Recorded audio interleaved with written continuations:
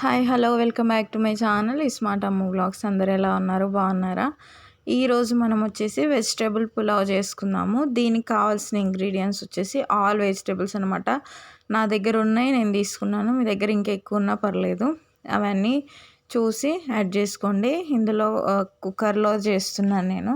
కుక్కర్లో హోల్ గరం మసాలా వేసేసి మనకు కట్ చేసి పెట్టుకున్న ఆనియన్స్, పచ్చిమిర్చి, కొత్తిమీర, పుదీనా వేసి కొంచెం ఫ్రై చేయాలన్నమాట.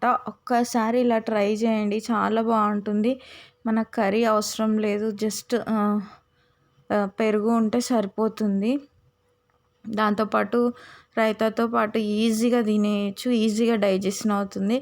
మనం బిర్యానీస్ అవి కొంచెం తినగానే హెవీ అనిపిస్తుంది కదా, ఇవాళ కాదు.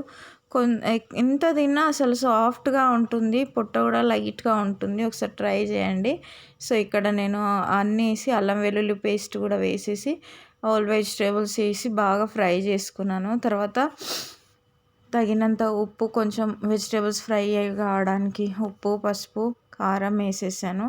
వేసేసి బాగా మిక్స్ చేసుకొని ఇందులోనే ధనియాలు, జీలకర్ర పొడి, గరం మసాలా పౌడర్, ఇంకా మిగతా యాడ్ చేసుకొని బాగా మిక్స్ చేసుకున్నాను అనమాట. ఇవి మెయిన్ ఇంగ్రీడియంట్స్, ఇవి చాలా బాగుంటుంది. ధనియాలు, జీలకర్ర పౌడర్, గరం మసాలా పౌడర్ వేసుకోవాలి. తర్వాత ఒక టమాటో వేసాను.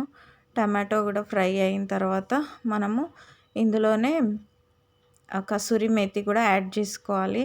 కసూరి మేతి ఇవన్నీ కొంచెం ఫ్రై అయిన తర్వాత కొంచెం పెరుగు యాడ్ చేయాలి. ఇక్కడ పెరుగు యాడ్ చేసిన క్లిప్ మిస్ అయినట్టుంది. పెరుగు యాడ్ చేసిన కొద్దిసేపు ఫ్రై అయిన తర్వాత నానబెట్టుకున్న రైస్, ఒక హాఫ్ అన్ అవర్ నానబెట్టుకున్న రైస్ వేసి బాగా మిక్స్ చేసుకోవాలి.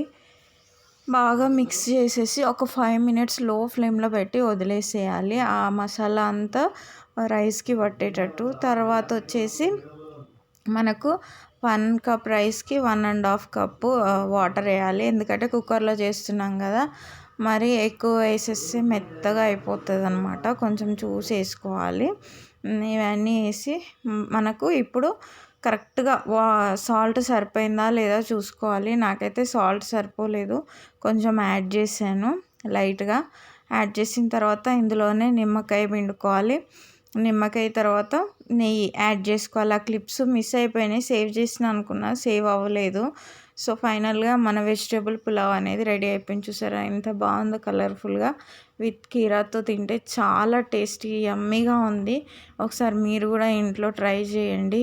ఓకేనా, బాయ్. నా ఛానల్ని సబ్స్క్రైబ్ చేయండి, లైక్ చేయండి, షేర్ చేయండి. బాయ్.